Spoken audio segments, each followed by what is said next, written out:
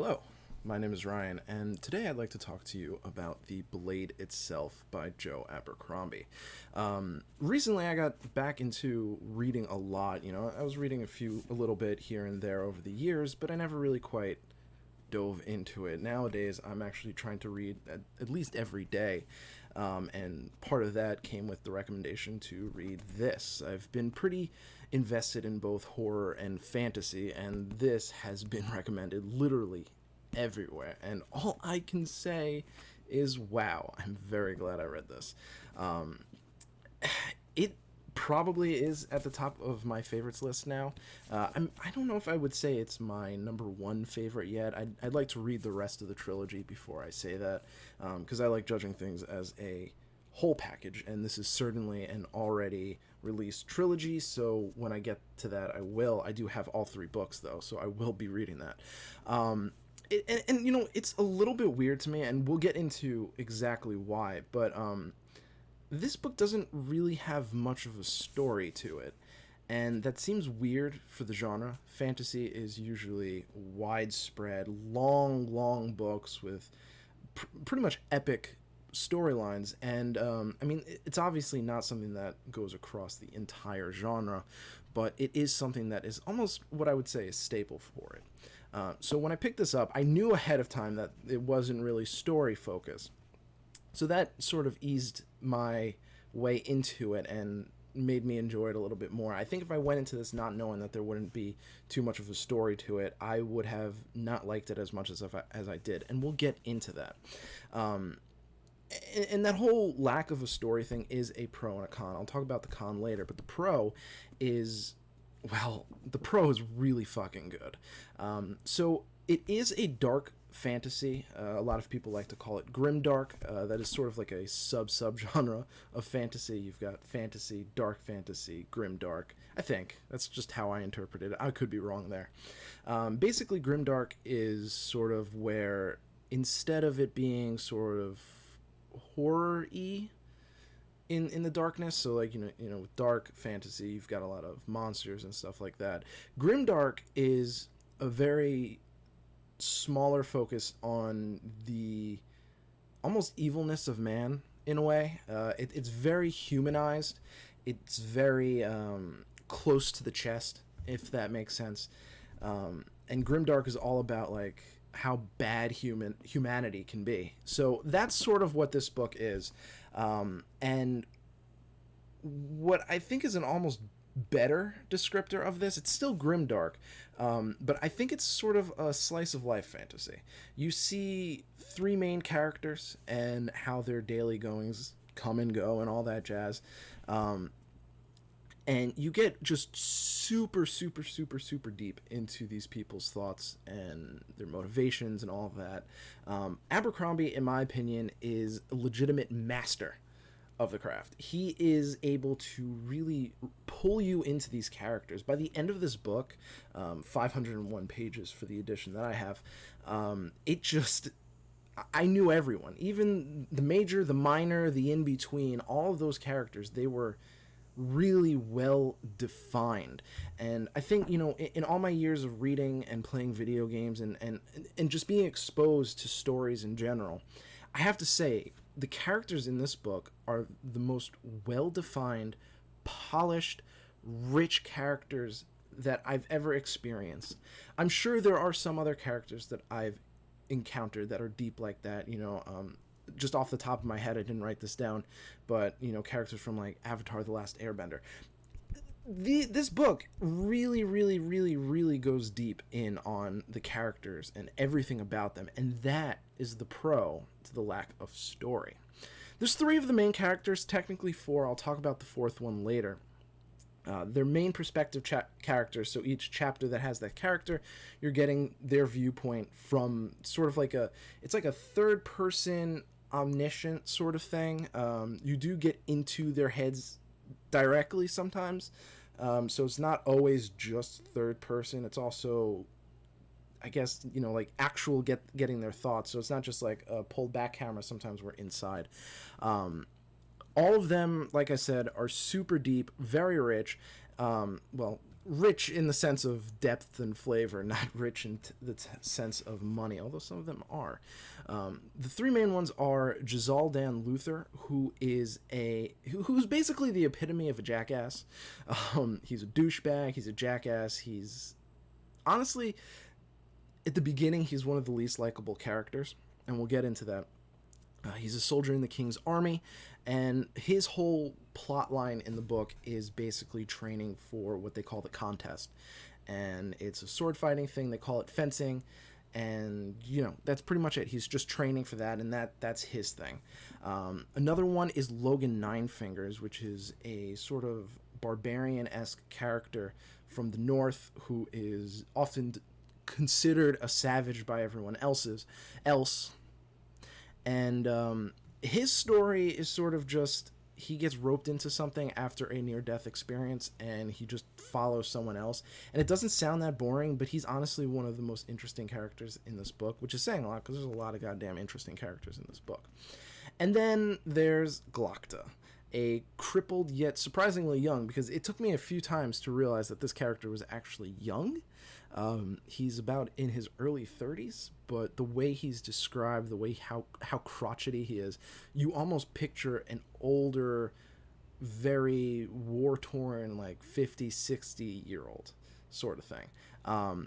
And for all intents and purposes, Glokta is actually his full name is Sand Dan Glokta. It's a little bit of a tongue twister there. For all intents and purposes, this guy's a torturer. He's an interrogator, he tortures, he's basically getting information and confessions from people, whether or not that information and confession is true. And that's sort of the thing, that's where the grimdark comes into. All the characters are assholes, bastards, jackasses, some form of not exactly good. And you get that from the vibes, but over the course of the book, while the characters don't really change all that much, there's not really any evolution, there's not really any change to the way they act. What we do see is their weaknesses being blown up for us to see. Instead of it's a static character, but every now and then we see like, oh, okay, this guy has a weakness here. So, for example, Giselle starts off as an asshole, and he ends as an asshole. But what happens is his personality rounds. We see a little bit more of why he's an asshole. He's sort of stuck in a rut because his father's rich, he's rich, he needs to live up to the expectations, and he's kind of a dick because of it. Really, really, really overwhelmingly arrogant, but you can see how the society around him molds him into that. And by the end of the book, I was looking at him and I was like, I still think you're a jackass, but I kind of pity you now. And it's a very interesting way that it sort of develops. And the same can be said about the other two characters. Logan eventually has to deal with quote-unquote high society, where he's introduced to legends about himself. There's a scene in the book where one character notices that he's missing a finger, and the character goes, you aren't that nine figures, are you? Fingers, are you? And he's like not really wanting to say, and this guy just starts telling him the legend of the Bloody Nine, how there's this crazy, terrible person in the North that is so brutal, so sadistic, so powerful, that he's become a legend in the lower part of the world, and how people use him as a sort of fairy tale. And that's really awesome, because then as he's saying this to Logan, you can feel Logan being crushed by this. He doesn't really like this whole thing about him. He's tried to move past it, but he can't. And then we move on to Glokta, who is honestly my personal favorite. And I think there's a great passage in this book that I want to read specifically based around this. In my copy, it's on page 11. Well, it starts on the bottom of page 11, and let me read this for you. He knew the flight well, 16 steps cut from stone, a little worn towards the center, slightly damp, like everything down here. There was no banister, nothing to cling to, 16 enemies, a challenge indeed. It had taken Glocta a long time to develop the least painful method of descending stairs. He went sideways like a crab, cane first, then left foot, then right. And oh man, I just love that. When I read that, I instantly fell in love with that character. And it's such a small few sentences, but it crams so much into the way of his characterization. You get that he's this really physically weak person to the point where he sees stairs and he's nervous. But it also shows how intelligent the character is because he analyzes the stairs. He understands, okay, this is how they work, this is how I have to approach them. And it's just this whole dichotomy of this really physically weak guy, but he's super, super intelligent. But I've been here for like, what, 8 or so minutes gushing about characters. I think it's time to clap. Go on. Let me just quickly end this by saying, if you want to write characters, if you're a writer and you want to write characters and you don't know where to start, this is the book to read. It's a fucking masterclass. But that does lead into the biggest gripe I have about the book is there's no real story. And things do happen. So like I mentioned earlier, Giselle does participate in the contest. So you see that. But it's not really a wide arcing plot. When you get into fantasy, you think, okay, I'm going to slay the king. I'm going to get powerful, blah, blah, blah. Tropes, of course. But this is more, like I said, slice of life. Glocta goes to his job. He tortures someone. He gets information, reports his boss, rinse, repeat, continue.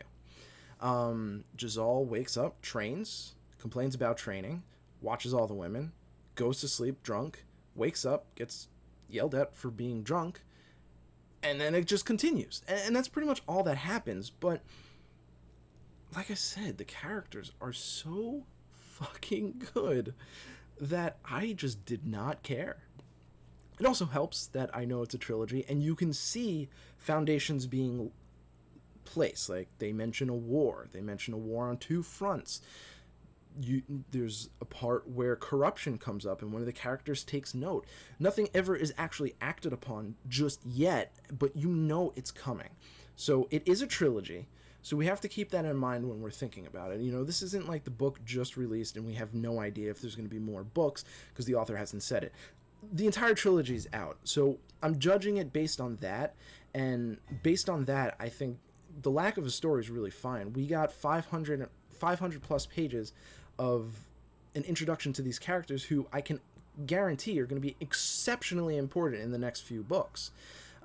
So while nothing really happens and there's no real escalation until the last few chapters, I think it really does a good job at getting you invested into both the characters and the setting. And I think that's pretty good. However, you know, so while the story is definitely one of the biggest complaints about the book, the biggest gripes, I wouldn't say complaint because I'm not really complaining about it. There are some things that I actually really don't like about this book. So at the halfway mark, just as part 2 starts, the book stumbled very slightly. Well, not slightly, actually, a pretty significant way. A new character gets introduced, a woman called Pharaoh, and she becomes... So prior to part 2, there was like 1 or 2, maybe 3, I'd say maybe 5 tops, not that much, I'm not about to count it, chapters that weren't from the perspective of the 3 main characters. And they were just sort of separated, but they were still part of it. So we follow one character from Giselle's story, who is Captain West, and we follow a bunch of characters from Logan's story, and that's like his party that he got separated from in the near-death experience. So those are all connected. However, when Pharaoh gets introduced, she has nothing to do with any of the characters that we're looking at the time, you know? And the problem with that is when she gets introduced is right at the climax where we're seeing all 3 of those characters finally intertwining. Their stories are starting to come together. You're seeing that they're all gathering in this one city and they're all interacting with each other. And right as soon as you start to see those threads connecting, new character that has nothing to do with anything. And it really kind of pulled me out, because the problem is that Pharaoh's a goddamn good character. Her story is really interesting. She is part of the Southern Empire, separated from the other three characters, and she has had a really rough life.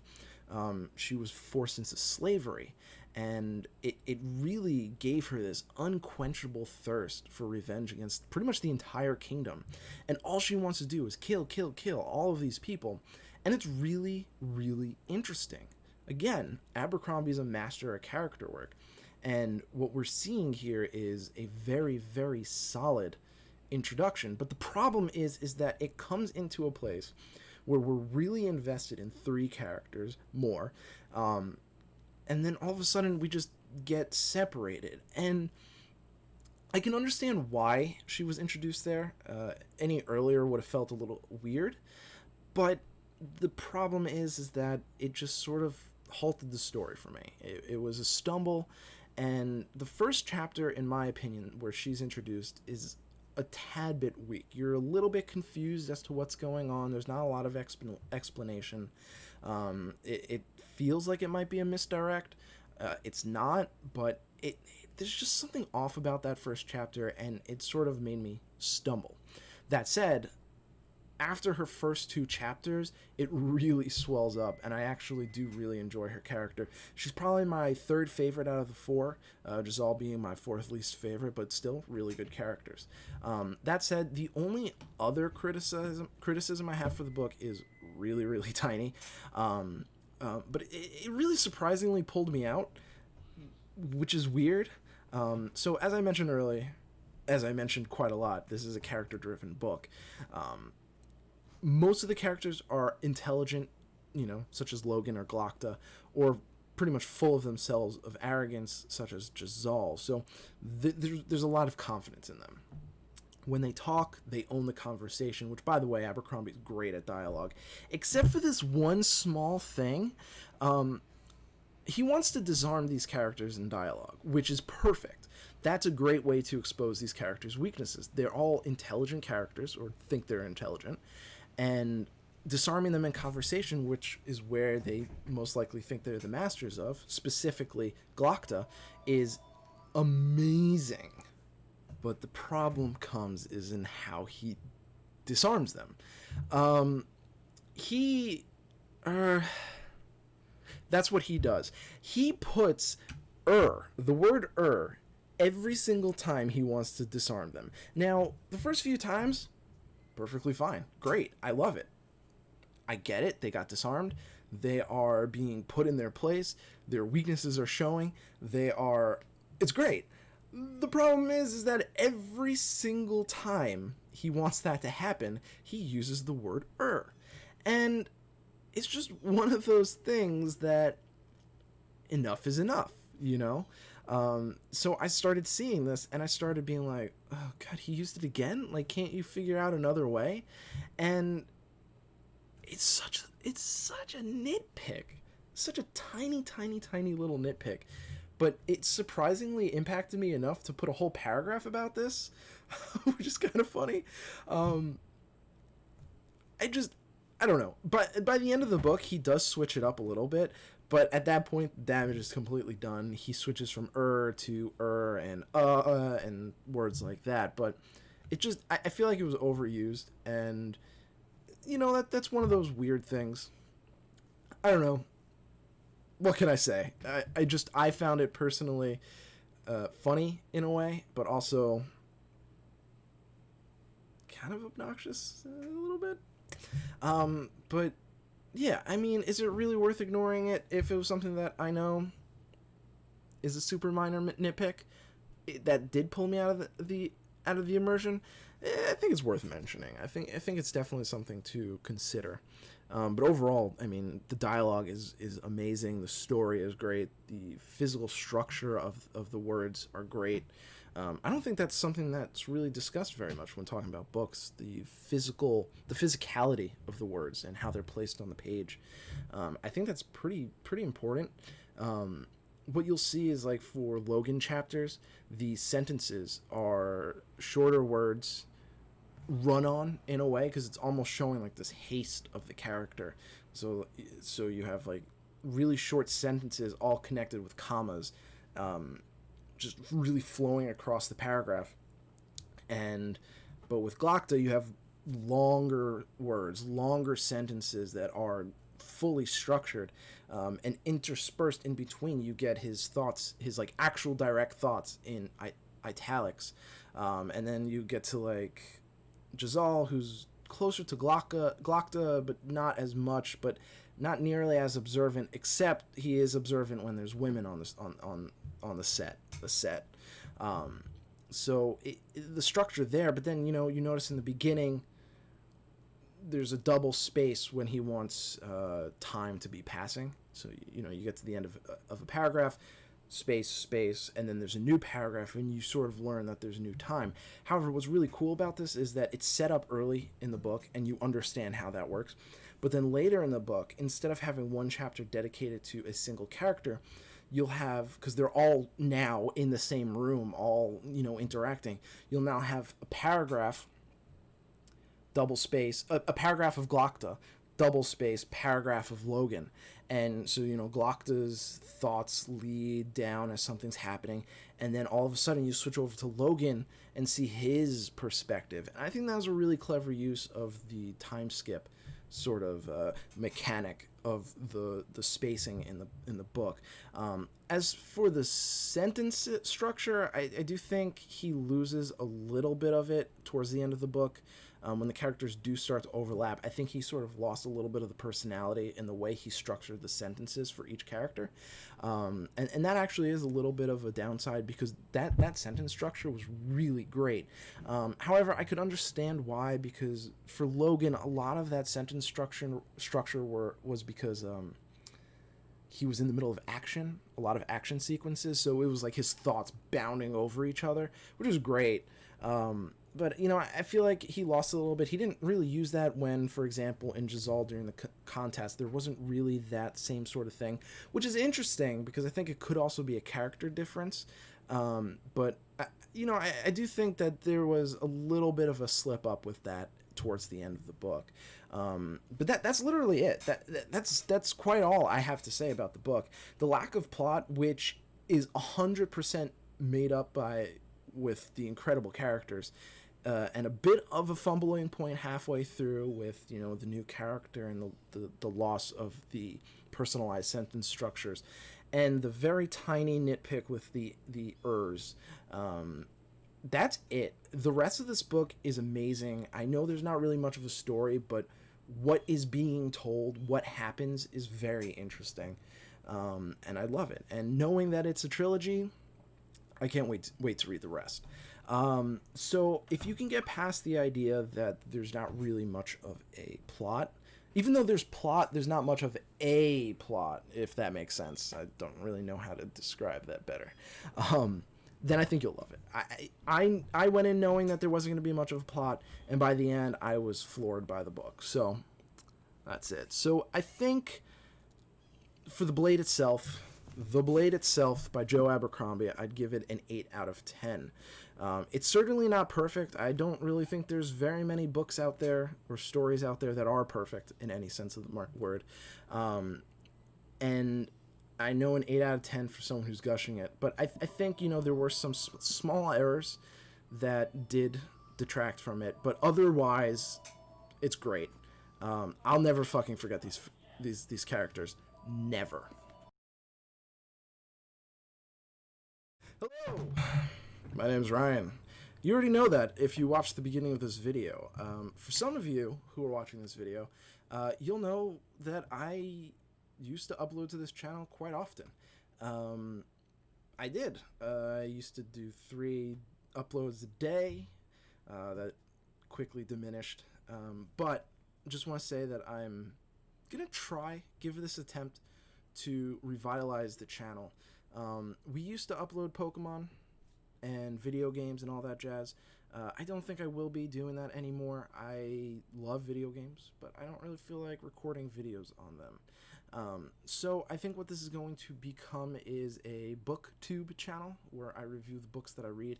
I've got a shit ton of books to read. I've got 1, 2, 3, 4, 5, 6, 7, 8, 9, 10 plus like maybe 20 on my 20 digitally. So I'm just going to be going through them, reading them.